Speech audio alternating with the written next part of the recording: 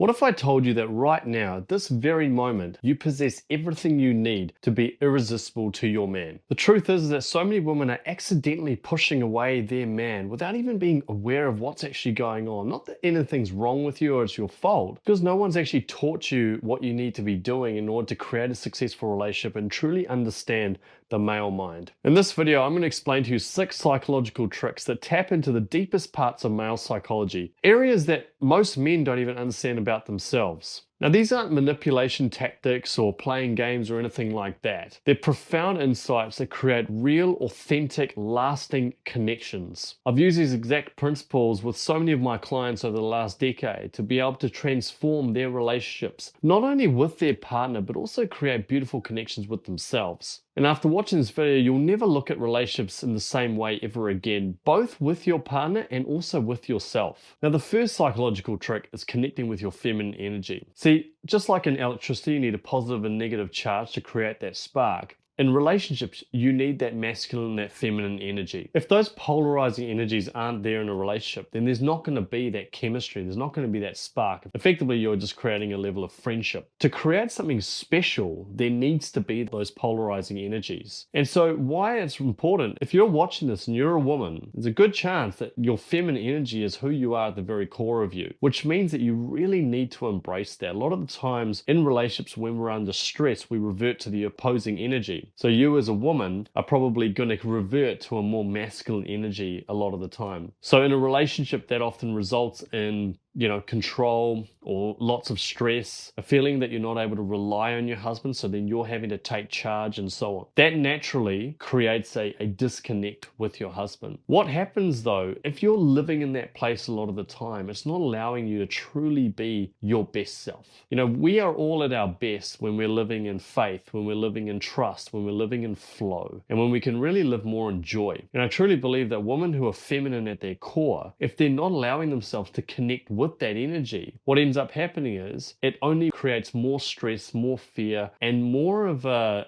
disconnect with themselves. Getting to a place where you can actually really connect in with your feminine energy by engaging in a lot more empathy, connecting in with your own intuition, allowing yourself to receive, allowing you to relinquish control in certain situations and so on. When you do that, it actually allows the masculine man the space in the environment to be able to step up and allow him to step into his masculine energy. Sometimes in these situations, people can become really closed up emotionally. They don't want to share the things because they're worried about what it's going to do to the other person. A lot of men, they actually want to know what's going on. They want to understand what's actually happening, especially if you're an individual who doesn't like to open up and express yourself much. If you do that, if you allow yourself to open up and actually express yourself in a way that's authentic to you and not necessarily blaming him for any of that stuff, but just kind of sharing where you're at, then that gives him, once again, the space to be able to connect with you, to potentially try and help you in resolving some of these situations, even though sometimes you may not necessarily want that. But it at least allows you guys the opportunity to be able to connect at a deeper level, allow him to step into his masculine energy to truly serve you and be there for you and protect you and provide and all of that good stuff. Secondly, creating a balance between independence and dependence. The idea of independence and dependence is really key. Essentially what this is saying is, honey, I love you and I desire you and I need you, but I trust you to deliver for me. Rather than, I need you, but I'm not sure if you'll actually deliver. So therefore, I'm going to continue to be on your case until you deliver all the time. And that gives off essentially the energy of neediness. Men want to feel needed. They don't want to feel neediness. So you need to strike that little balance. You want to get more to a place where you're actually trusting in who you are as an individual, that you're spending more time building yourself up, that you're spending your time doing the things that bring you joy outside of the relationship. Think of it like the wheel of life. And within your life, you've got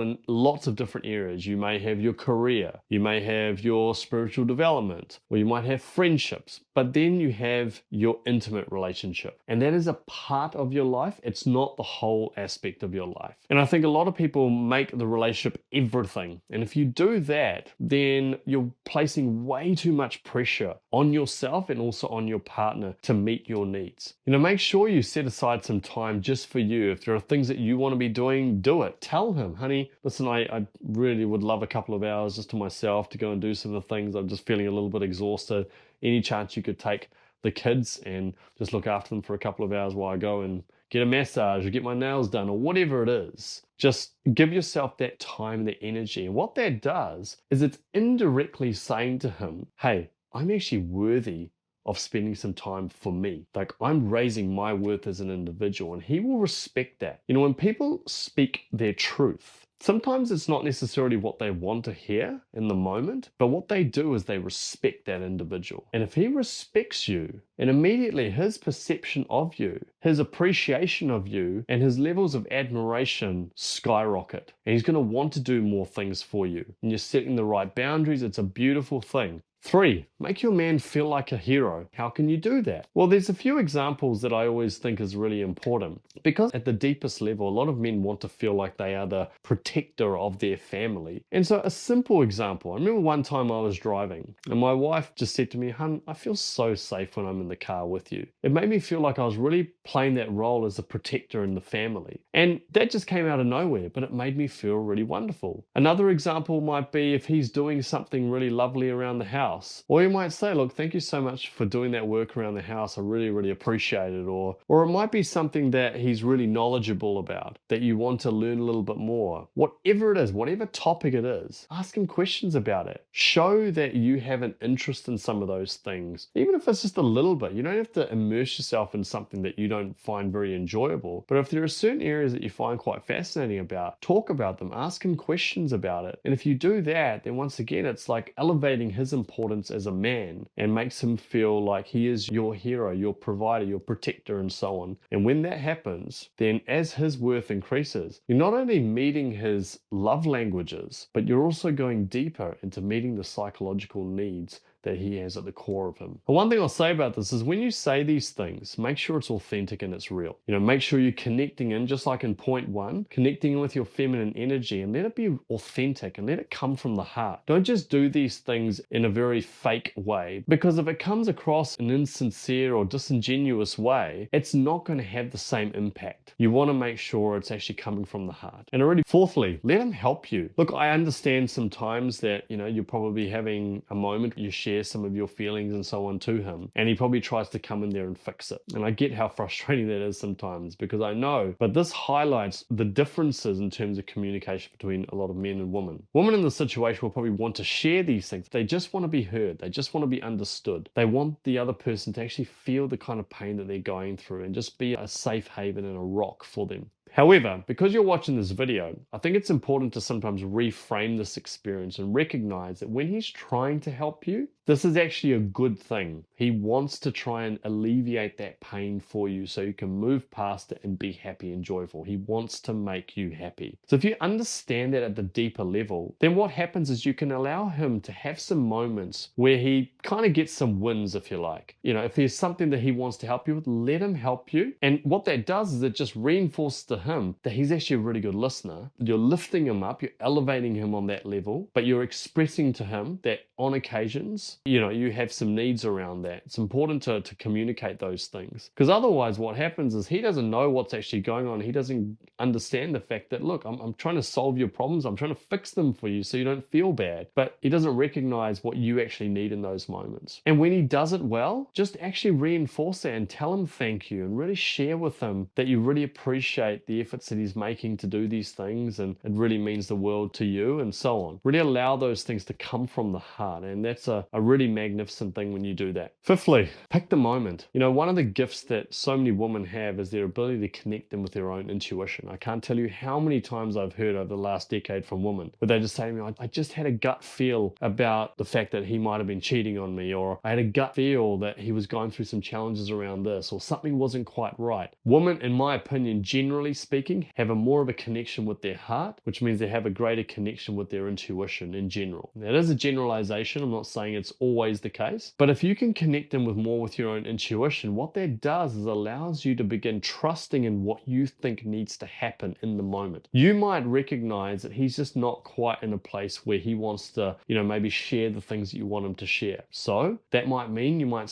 think to yourself, okay, look, I might just give him a little bit of space in this moment. It's clear he just needs to go in his cave, he needs to do his thing, he needs to, you know, go and watch TV for a bit, or he needs to go and play around a golf, or whatever it may be. gently, let him do those things within reason, and then you might have a moment where you might go, look, I actually need to have a conversation with him. I need to share some things with him, or I need to express some direct communication with him, and that might actually lead him to take some of the actions that he needs to. And finally, share your feelings in small steps. So what this means is that it's important for you to try and pick the moments where you might want to share some of the things that are important to you, even if it's just little bits and pieces, and see where he's at on his journey. See how much he's willing to show up. Or maybe you might want to ask a couple of questions. Oh, have you had that kind of experience before, hun? Or, I noticed that when I'm going through this is what happens. How do you go about approaching it when you're in these difficult situations? So you're allowing a bit of connection to be developed, but not necessarily like pinning him with a lot of the burden, the overwhelm, and so on. In no way am I saying suppress any of your emotions in any way. I think it's really important that you do share. It's just about tweaking and adjusting your approach to enhance the level of connection that you develop with that particular person. Yes, of course, in an ideal world, you could just share, and then he will create a safe environment for you to be able to open up and then create that safety for you emotionally and so on. That's an ideal world, and I think people can build up to that point. But we don't exactly go to school at a young age and learn how to engage in relationships.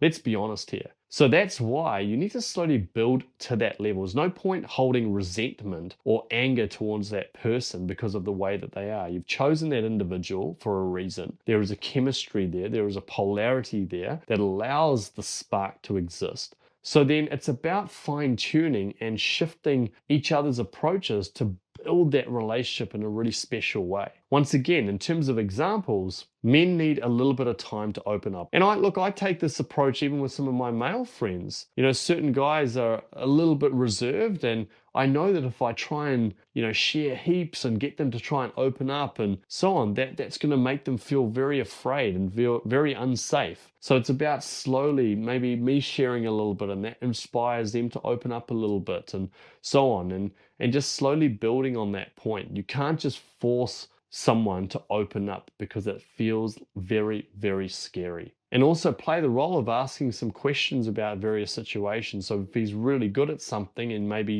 that might be an area that you're not so proficient in, you might say, look, I noticed that you're really, really good at handling this particular situation. Can you tell me more about how you handle that? Because I'd love to get better at that, and so on. And that once again makes him feel special and respected and unique and valuable. So these are 6 psychological principles that can have a really, really positive impact in creating a deeper connection with your husband or partner. It really is transformational stuff. Now, you absolutely can take these principles and begin to apply them on your own. And so many women do, and begin to create amazing shifts with their husband. It's a really beautiful thing to see. But I also understand that we can understand these things intellectually, but trying to actually embody them and become the person that you need to become in order to apply these shifts is a different ballgame altogether. And that can sometimes be quite overwhelming and scary and uncertain in a lot of ways as well. And not only that, but because every relationship has its own nuances and unique circumstances, and each person is unique in their own way, that's another reason why it can sometimes be a little bit challenging. So if you are a little bit lost, if you're not sure what to do, or you've applied a few things and it's not quite giving the